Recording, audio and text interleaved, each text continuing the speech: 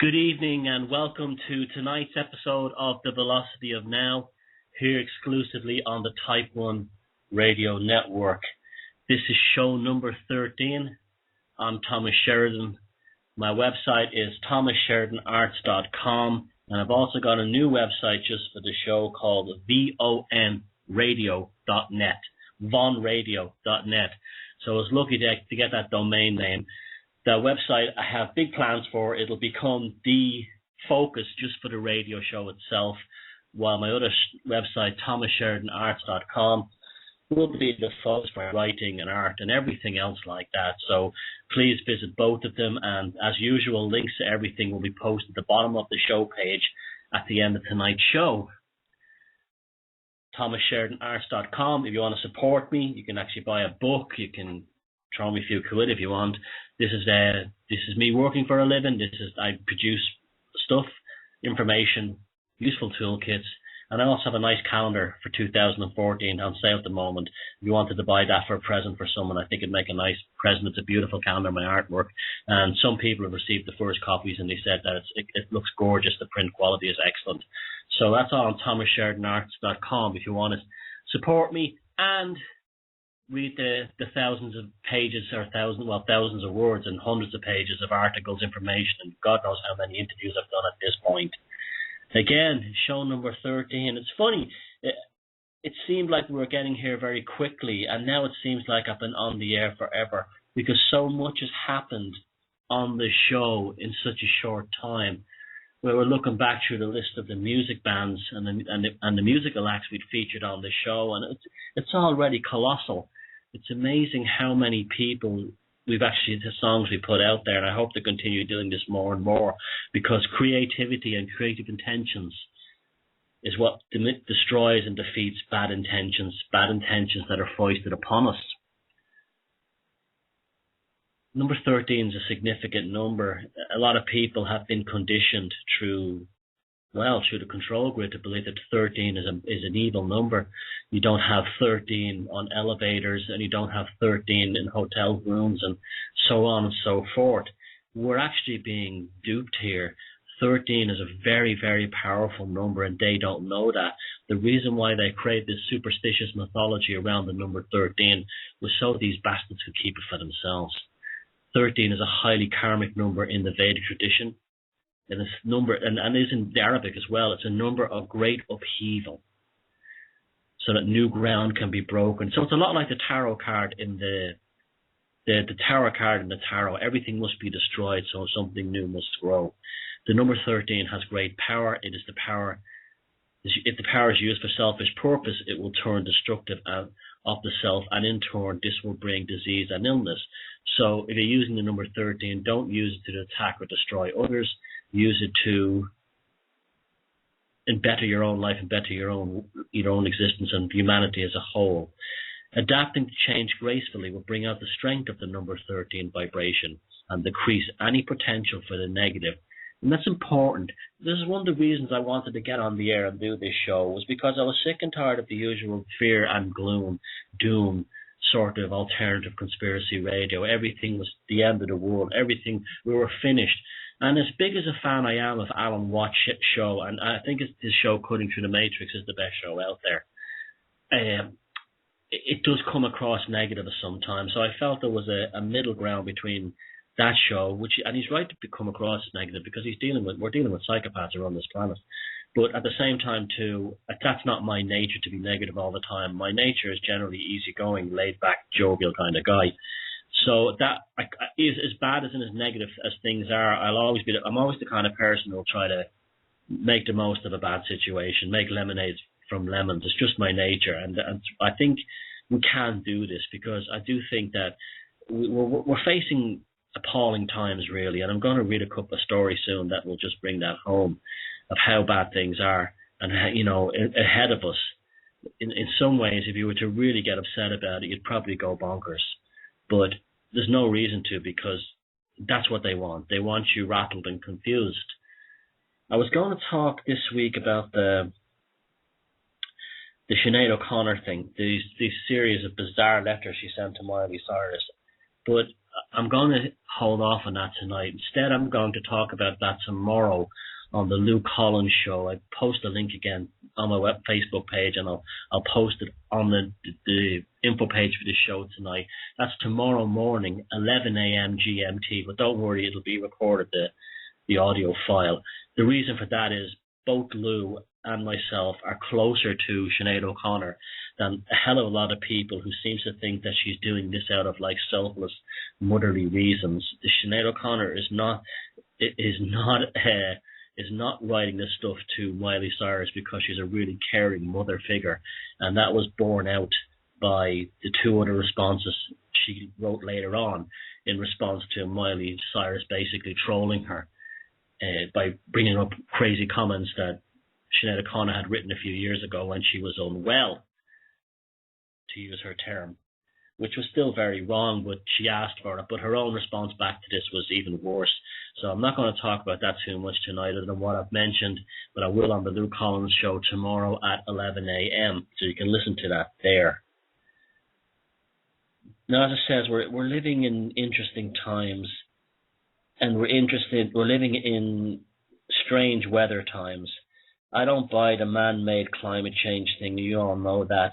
I do believe the climate is changing, but I believe the actual reasons for that is probably the sun. And yeah, of course, humans do, the activity of the industrialized world does have an impact to some degree on the climate, but not to the mass hysteria that we're led to believe it is by all these scientists and all these people who are on a mission to get rich from it and get power from it. It's very important. There's a big power factor contained within all of this. But, here we are. It's October 6th, 2013, and it's still quite warm and humid here in Ireland. It's not hot, but you get up and when the sun is shining, it's fairly humid. And there's green grass and leaves everywhere. And the grass is still very lush, and the second flowerings of things like dandelions. Now, you could sit there and you could say to yourself, oh, it's the end of the world, the climate change, what's going on. Or you could actually see the positives of this, and there is a positive to it. I don't know if I've spoken about this before, but I'm very interested in wild food, and I've basically designed a map of this region and all the potential wild foods that are in it, everything from rose hips to blackberries to sloes to anything that could be eaten. And when you do this, you realize that you're surrounded by food and you're surrounded by medicine. And this warmer summer we've had has been incredible. It's been remarkable, actually. The heat has really, and the humidity especially, has really flourished a lot of these wild foods. I was up by Ben Bulbin yesterday, and there was some haws there. And someone had told me that haws tasted. A haw is great, the hawthorn. You can actually eat just about everything off it except the bark. The leaves and the flowers and the haw berries are all edible, except the seed in the middle of the berry. It will irritate your stomach if you eat it. It won't poison you or anything like that. But I can remember reading in a wild foods book years ago that they said that haw berries tasted like avocado. Well, this is the first year I've ever eaten the haw berries, and sure enough, that's exactly what they tasted, a lot like avocado. And that was because of this warm weather. And I took a photograph yesterday of some haw berries near up by Ben Bulbin where I was, and these things were incredible.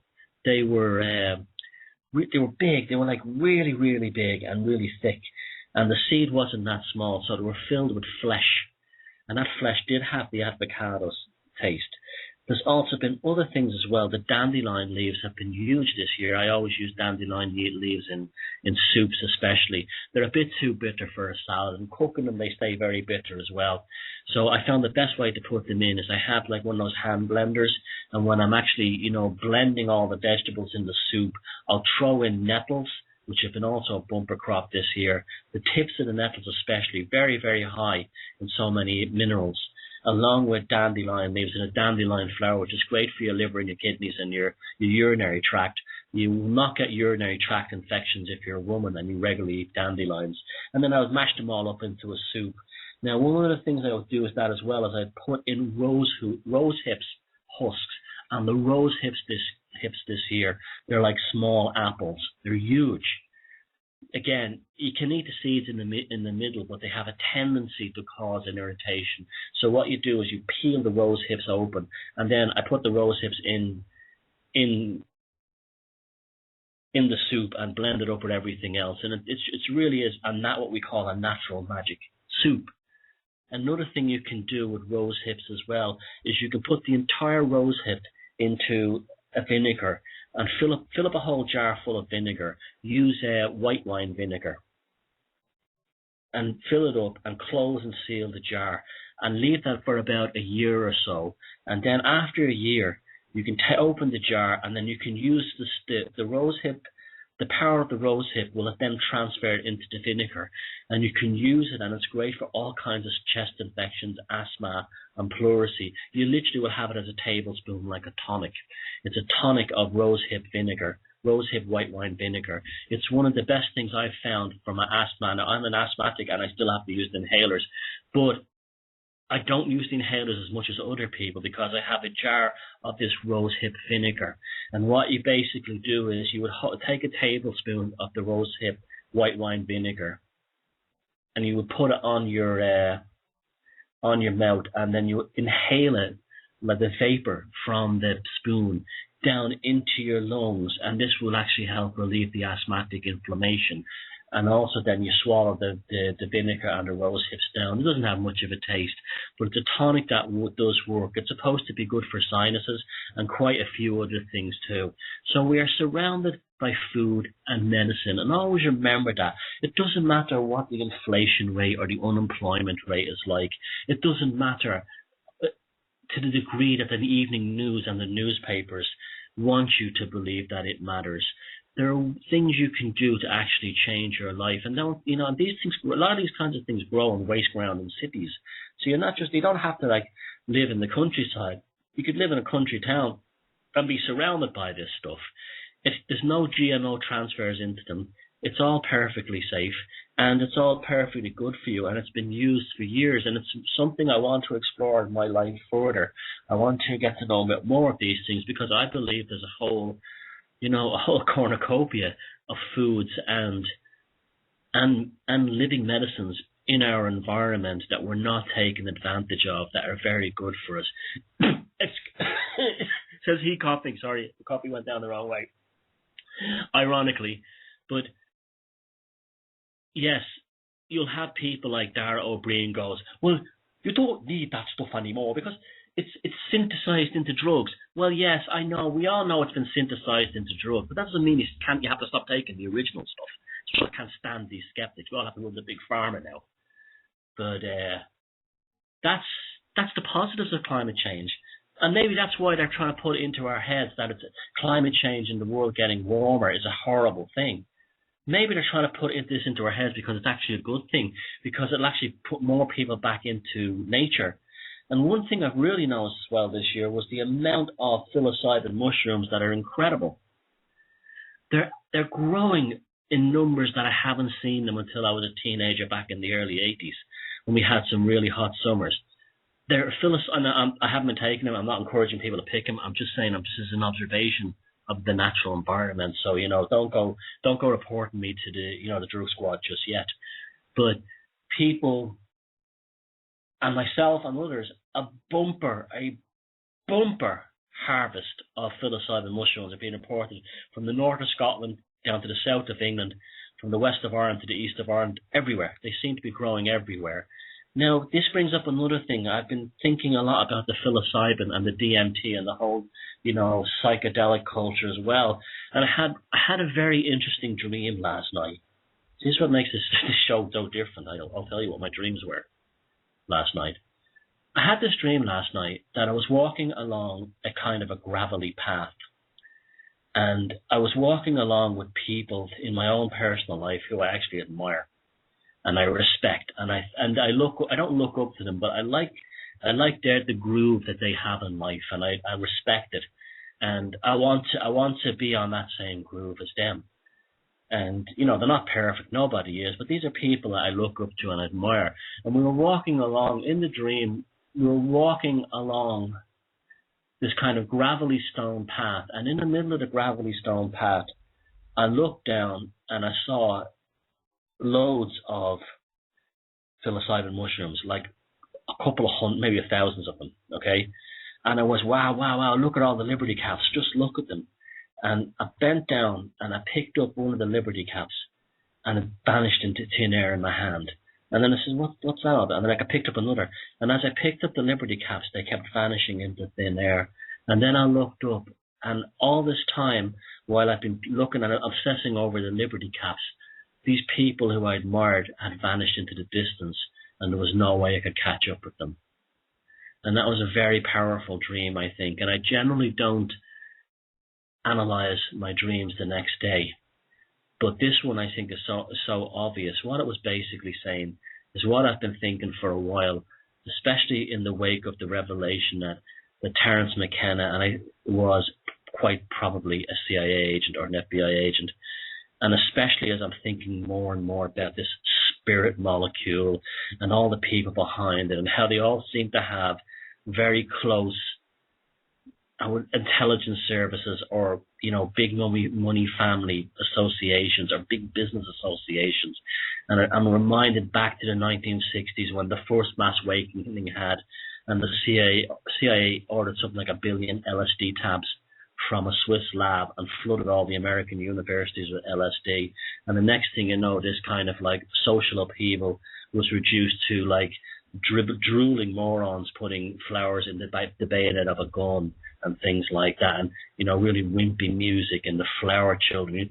The edge was lost. You can see that even in the Beatles' music. As good as the Beatles' music was later on, there was a certain element within, say, Rubber Soul and Revolver, an edge, a real edge in those two albums that the albums that came afterwards when they got into the LSD just didn't have. They were more fluffy. And I think that dream was telling me last night what I've been suspecting for a long time, that psychedelics are not the answer.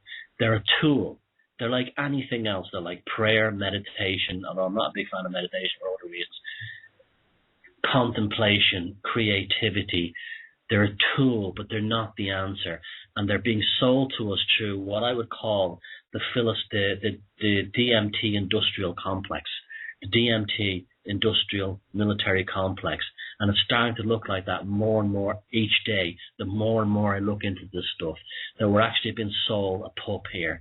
And they're doing to us again in the awakened community what they did to the hippies in the 60s. They're flooding us with psychedelics. They're flooding us with new age bullshitters.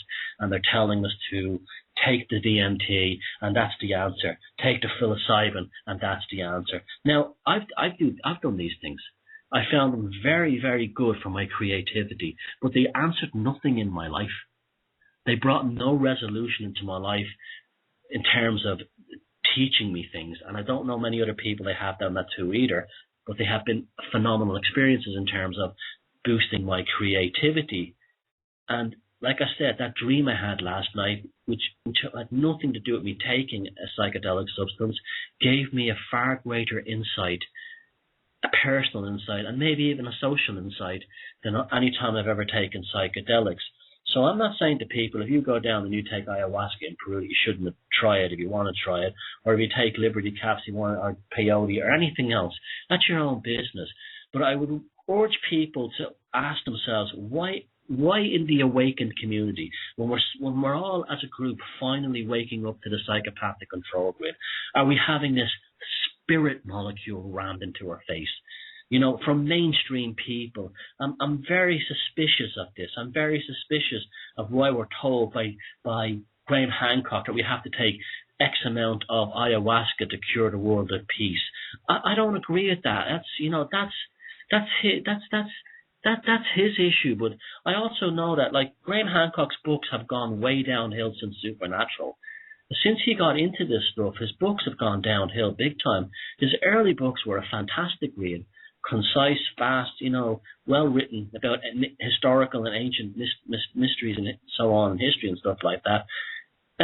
Supernatural is like a 700-page nothingness. When you really look at it, 700 pages of boring, go nowhere information. And he claims he wrote that to sort of he wanted to, to get past peer review among mainstream professors and scientists. That's fair enough. I understand that. But let me tell you something. You will never convince those people because they have it. They're so entrenched within the materialistic scientific world that if you actually made Lawrence of Arabia on a camel appear in front of them, they still wouldn't believe it if they saw it with their own eyes and touched it with their own hands. So you're never going to do that. And Supernatural could have been a much more concise, easily read book of a couple, say maybe 80,000 words, wham, bam. I'm not saying there's not good stuff in it. There is. And there's 2 novels since then. I've Entangled. I don't like Entangled at all. I don't think he's much good of a fiction writer. He was much better when he was writing in the early days about historic mysteries and stuff like that. Those books were riveting. I enjoyed them very much. So there's a pre and a post ayahuasca, Graham Hancock. And I the more I'm thinking about it, even though he's become a kind of a folk hero for his promotion of psychedelics within this movement, I still think his earlier work is the best. So I'm not going for this psychedelics thing, and it's the answer. It's just not for me now at this point.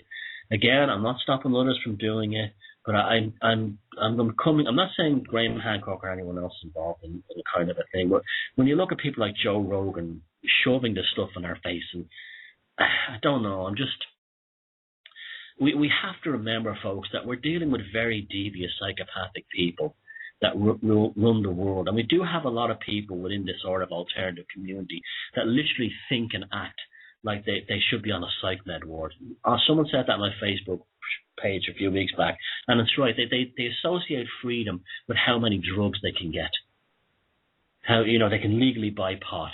Like there was a thing on my Facebook wall today about Switzerland legalizing marijuana, and then people were saying, "Oh, now Switzerland seems to be the country that's fighting against the NWO." I mean, what planet are you living on? Switzerland is the very heart and soul of that world.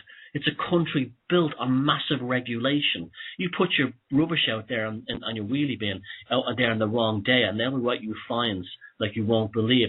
Travelers and indigenous cultures in Switzerland are classified as being culturally mentally ill and can be taken out of their indigenous communities or out of their traveling camping sites and put into psychiatric hospitals under court orders and be given electroconvulsive therapy. You want to live in a country like that, but you can skin up a few joints legally. You see, this is that whole like pothead culture has also crept into this scene as well.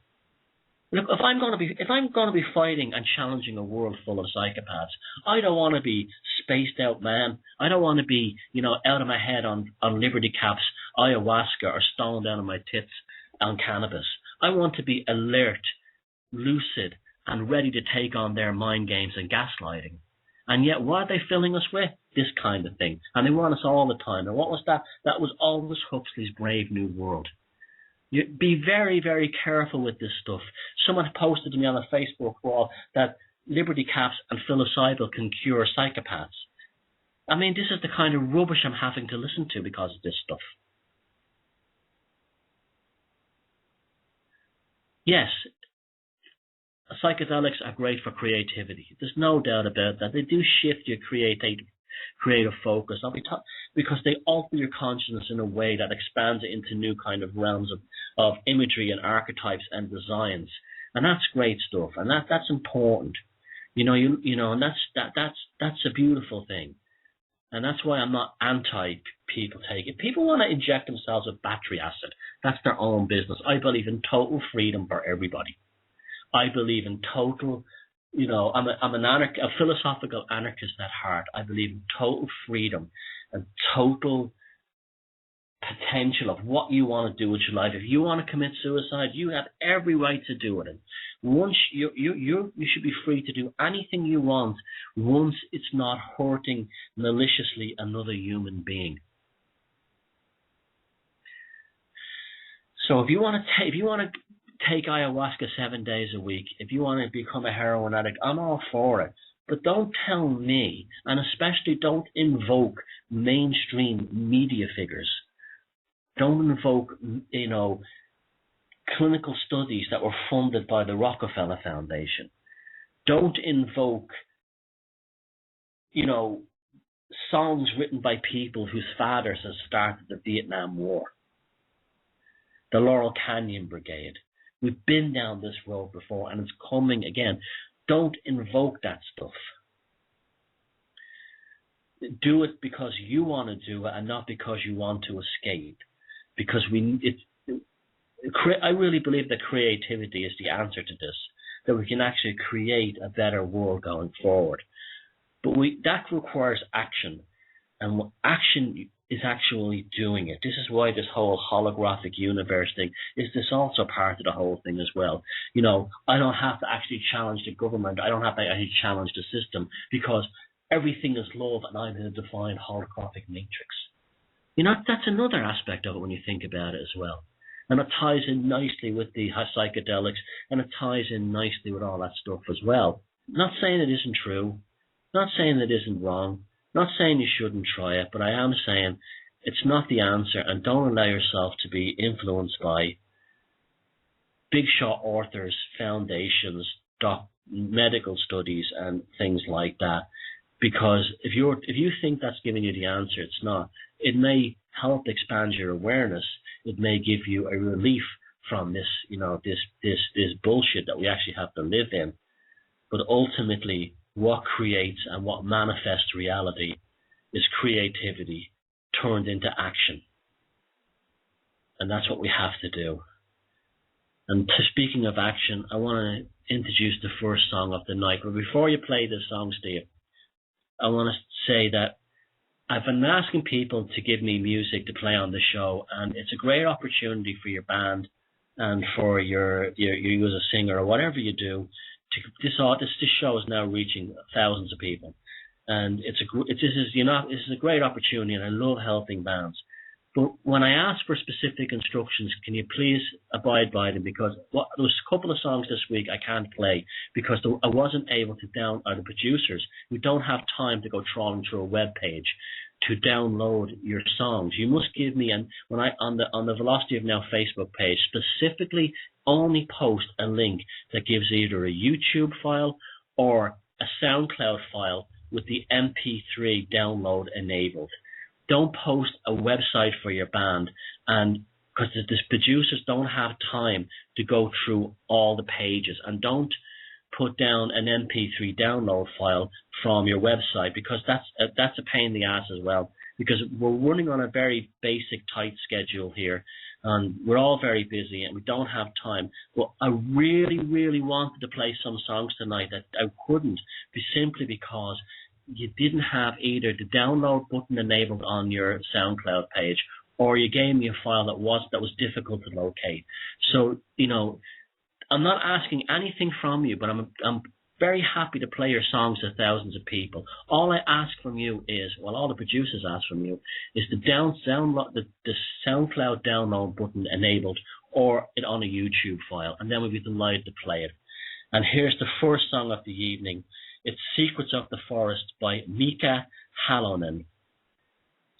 I was talking about how Bob Geldof is about to reveal, through his actions and behaviors, the sort of pseudo-secular theocratic aims of the globalists. And some very significant events are happening at this time. Geldof has been invited up into Richard Branson's spaceship. There's a reason for this, and I was very interested in why this reason was, and what it was for, and what it was about. I knew Geldof was being allowed this function because Geldof is a fixer. You see, you have to see these globalists, these boys at the top, the same way we see a mafia gang. You have Geldof the fixer, you know, Obama the hitman, you know, Branson the courier. This is how they are. They're a globalist gang. That's what they are. They're no different than a street thug gang. They're just taken to the bigger level. But they function with the same thing. Geldof's a classic fixer. He gets you into contact with people you need to know and things that need to be done. He gets you to royalty. He gets your band on a worldwide live television show. He's a fixer. He was put into that position as a fixer. He's a fixer. That's what Geldof is. Now, Geldof has been given a free trip in this Virgin spaceship with James Lovelock, who, despite telling the rest of us that we shouldn't, take flights anywhere, is about to be blasted into space on a carbon, puking rocket. Of course, that doesn't count because he's an environmentalist. Only we, the non-mafia gang, are subject to this stuff. So the Virgin spaceship is going into space. At the same time, entering into the solar system is a comet called ISON. ISON. The son of I. Now what this is telling us is something very specific. This is not how these guys are planning it. These guys didn't arrange it to happen this way, but this is what's going on. This is what's really happening here. We're being given an insight into the plans for the future. And what's being revealed to us is the alchemical, transhumanist Jesus Christ. That's what the Comet ISON is telling us, with the Virgin and the ISON, the Son of God, the Son of Man, the Son of I. iPhone, iPad, iRobot, iTranshumanist. And Geldof in the Telegraph this week says, "We are facing a mass extinction event," claims Bob Geldof. Now, Geldof never really spoke about this stuff before, but of course he's been given his quote-unquote free ticket on the Virgin to the Son of I. So he's a fixer, so he has to fix it for Branson to push the climate change stuff, because Branson, in his organization, is developing what he claims to be a low-carbon fuel. That's his next big business venture. And of course, Geldof now has to become a salesman for this fuel. But he doesn't stand up there and says, "I got a free trip on, Branson's rocket so I could sell his free fuel." No, he has to join in the current scam of the climate change activists, which is exactly the same thing as a mafia gang, criminal gang in Chicago or somewhere else, running numbers and fixing scams. So this is their climate change scam, and Geldof, the fixer, has to get up now and actually fix it for Branson so he can start selling his low-carbon jet fuel. Live Aid founder and activist Bob Geldof has warned that the human race may be extinct within 15 years because of climate change. Funny, he said that Africa would have been extinct because they didn't give him the Live Aid thing, and Africa is bigger population than ever. And this is by Rebecca Burns-Callender in Johannesburg of The Telegraph. "The world can decide in a fit of madness to kill itself," announced Bob Geldof at the launch of the One Young World, you know who's behind that, summit in Johannesburg. "Sometimes progress may be possible. We're in a very fraught time," he added. "There will be a mass extinction event that could happen on your watch. The signs are that it will happen, and soon." What signs? What signs are there out there that a mass extinction event is going to happen soon? There's none. Zero. Is there an asteroid in the sky right now flying towards us? Does he know something we don't? And he does. The extinction is the extinction of the natural man and the replacement with the transhumanist man. Sir Bob, wearing his trademark sunglasses, addressed 8,001 young world delegates from 190 nations across the world in Soccer City. The reason why he wore his sunglasses is because he wouldn't see that his pupils didn't dilate, because we'd know he's lying if he was to say that. If you can tell when people are lying by the actual way their pupils in their eyes. That's why so many of these sort of even the scam truthers when they're doing their videos on YouTube are always wearing glasses, and you see that a lot of all the gangsters like Jimmy the Fixer or Joey the Lips and all this stuff. They wear sunglasses because you can tell when someone's lying. So look in my eye and tell me the truth. So Bob, wearing his trademark sunglasses, addressed 8,001 young world delegates from 190 nations across the world in Soccer City. Well, they've used soccer to actually, brainwash most of them. Johannesburg last night. He is a counsellor for the organisation, which means he gets a big check and he stays in big time hotels, and it's all paid through NGOs and quangos, and it's all fed through the tax money. So he basically lives like a prince by going around the world selling Branson's jet fuel, which hopes to inspire and create the next generation of global leaders. We hear this all the time: global leaders, future agents, change agents, change makers. This is all very kind of common purpose kind of language. The Live Aid founder and one-time Boomtown rat. It's interesting that it's actually spelled Boomtown rat with a lowercase r, so he's actually a rat from Boomtown, not a member of the band, the Boomtown Rats. I thought that was very funny. Announced that his generation has let down the young people of today. My generation has failed more than others. You cannot let your generation fail. The next war will not be a World War I or World War II. It'll be the end. I mean, again, he doesn't extrapolate upon that.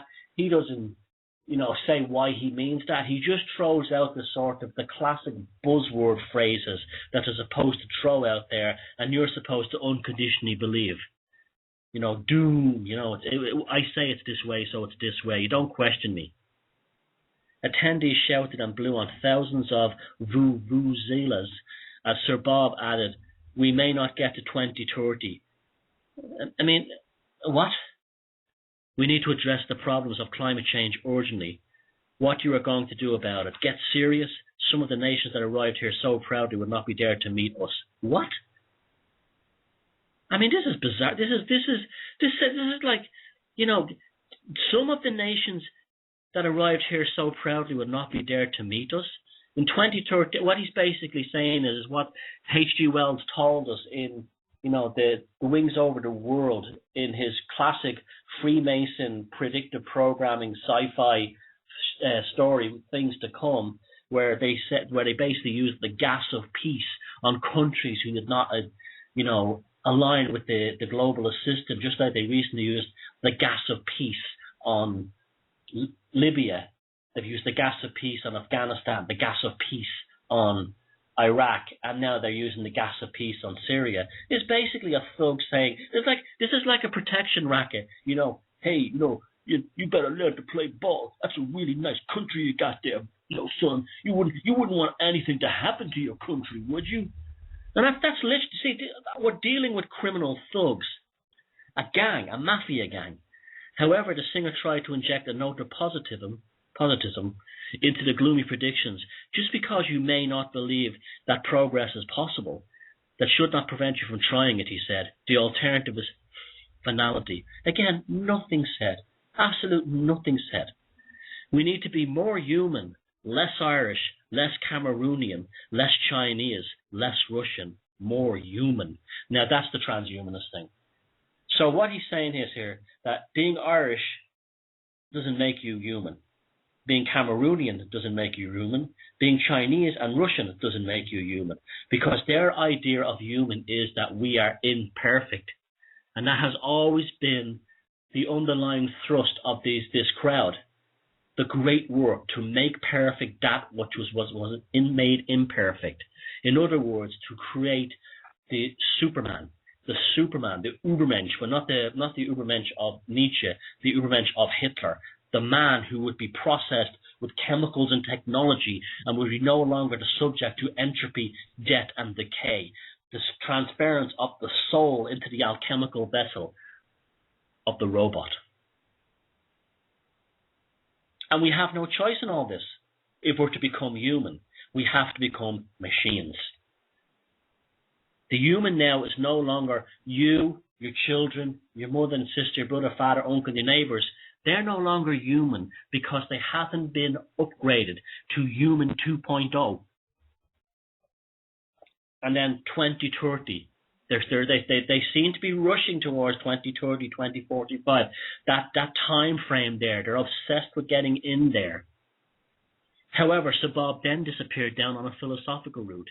That translation bullshit. That baffled most of the audience, many of whom count English as their first language. The ordinary trouble of ordinary days doesn't seem to matter much, he sighed. We are in the great existential age of our humanity. We somehow feel We've missed something that's greater than ourselves, and we don't know what it is or how to find it. He finished his address apologizing for being bloody miserable. Just get on with it, and told delegates before leaving the stage. Again, Geldof saying nothing. But Geldof has always said nothing, and we still don't understand where he came from. He grew up in a Regency-era mansion on the waterfront in Dunleary in South County Dublin, while singing about people like me who really did live in the high-rise blocks. He went to Blackrock, which is the Eton of Ireland, the Harrow of Ireland, very expensive private school, yet claims to come from a poor family. Within a crap, mediocre band, he's pushed into power. The first time he appeared on Top of the Pops, they were introduced by Sir Jimmy Savile, who I'll be talking about in the second hour of the show. There's been some interesting developments there. Geldof suddenly becomes this world leader, and now he's talking about extinction. And yet the two people who said that he wasn't a saint, his ex-wife Paula Yates and Michael Hutchins, her boyfriend from the film In Excess, or Band In Excess, they're now extinct. And he even took their child, even though it was genetically not his. He took their baby and now raises that baby as his own, against the protest of Michael Hutchins' family.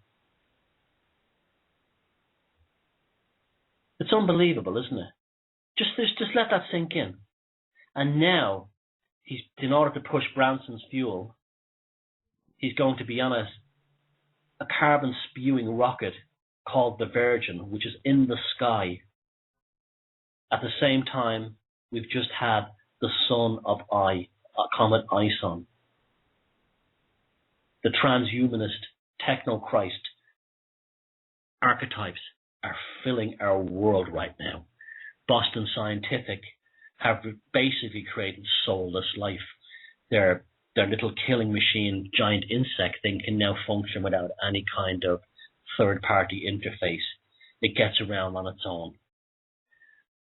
666 soulless life, as someone called it. And that's exactly what it is.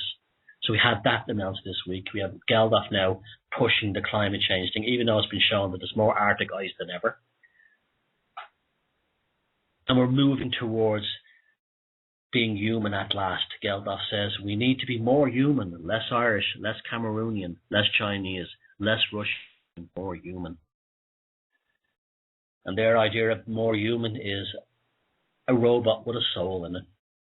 Because they don't, this criminal gang that runs the world do not see the majority of human beings as humans. We are a pestilence, a parasitic infestation on their beautiful planet. This is what Prince Philip meant when he said he wanted to be reborn as an airborne virus, reincarnated as an airborne virus, and come back and wipe out the human race. Because that's how they see us. And like I always say, you must see the world in allegory and metaphor. And when you see the world in allegory and metaphor by developing your left brain, and I've been giving you exercises on that, and I've got loads of videos from, training yourself through simulacras and everything else, but developing your right brain and seeing the world the way a poet would see the world. And you'll see the world the exact same way William Blake saw Newton, as a cold man who was creating a cold future. And it's only going to get colder. Because these fellas all claim to be atheists, but at the end of the day, they're much more religious fanatics than any of us could ever be. Because their religion is a secular, technical, transhumanist religion. It has been this way for a long time, a very long time. Man's scientific rise to godhood, as Aaron Franz puts it in his book, Evolve, and it's true. It's there in front of us. We're not human anymore. We're not human enough. We have to be made more human, and it's happening at the time. The Son of I, the Son of God, the Son of Man, the Son of I, the Son of iPod, the Son of iPad, the Son of iRobot is in the sky. The transhumanist Christ coming forth. So you have to learn to see the world in metaphor and allegory and not see it so directly. You have to see it as a dream. And maybe we are living in a dream. Is there any difference between our waking hours and our dreaming hours? I'm still not sure about that. But we have to see the world. We have to analyze our waking hours exactly the same way as we analyze our dreams. because often what we witness in front of us in terms of the news and mass media is not the real thing. It's a symbolic insight into what's really happening, going on subconsciously on an archetypal, synchronistic and synchromistic level. You have to look at the world the way a poet or an artist looks at the world, and it's very difficult for us to do that because they've wrecked us in terms of our neural integrity. We were far too left-brained. That doesn't mean we should be far too right-brained. That's madness in another way. We're off balance that way, and we see the world in very cold analytical terms. And when we see it's like that expression that Clint Eastwood says in The Outlaw Josie Wales, "Don't piss down my back and tell me it's raining." Well, they do that all the time. They're piss down our backs and they tell us it's raining. We have to now see the world in that way. We have to see that it's piss and not rain. So when they tell us it's raining, we have to understand it's piss. When they're telling us it's climate change, we have to understand that this is a criminal gang setting up their next big business project. And the next song, ironically enough, speaking of climate, is Four Winds by Mark Ayling.